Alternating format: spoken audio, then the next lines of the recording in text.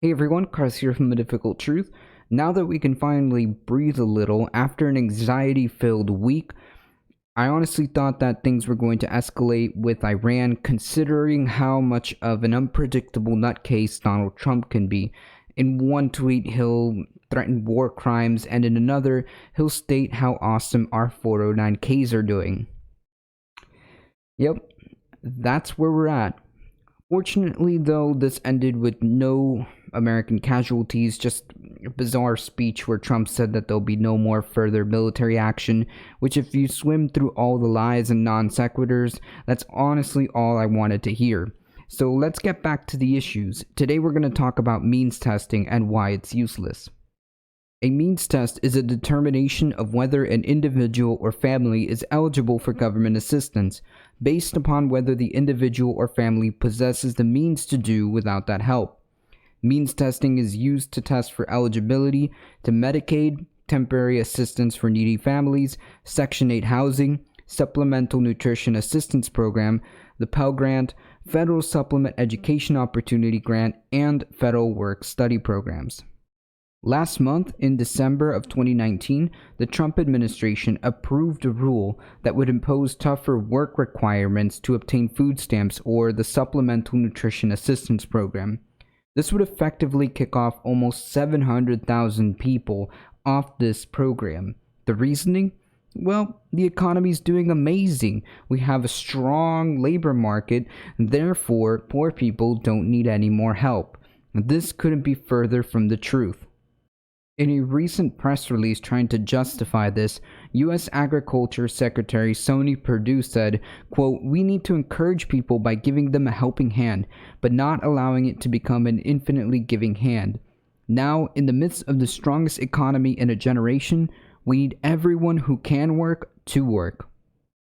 Wow, the contempt for poor people this guy has is palpable. This kind of means test not only just punishes poor people, but it's actually inefficient.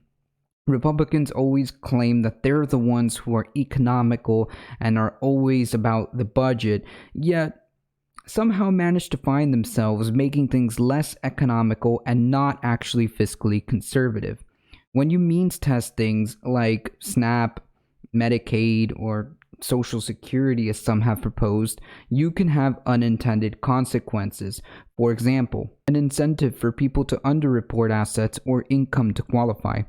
This is why you saw a rise in enrollments of people who should not have qualified. These people still need to feed their families, but are now forced to either make less money or underreport their income. Increase in administrative costs to make sure these means tests are being enforced. And poor people now have to become poorer or go hungry, therefore end up being less productive. In other words, means testing simply does not work. All it ends up doing is taking away from the needy and adding unnecessary bureaucracy, which I thought Republicans, and especially the libertarian types, were against. But I suppose hypocrisy is never too far behind from these people. When it comes to poor people, it's always pull yourself up from the bootstraps. When it comes to the rich, it's always, yep, plenty of taxpayer money to give you guys tax breaks and all the freebies you guys need. They may hate democratic socialism because it benefits working people, but they absolutely love corporate socialism that enriches Trump and other billionaires. Now here's a radical and crazy idea. Just hear me out. If you want to get people off of welfare, make corporations pay people a living wage so that they don't need it.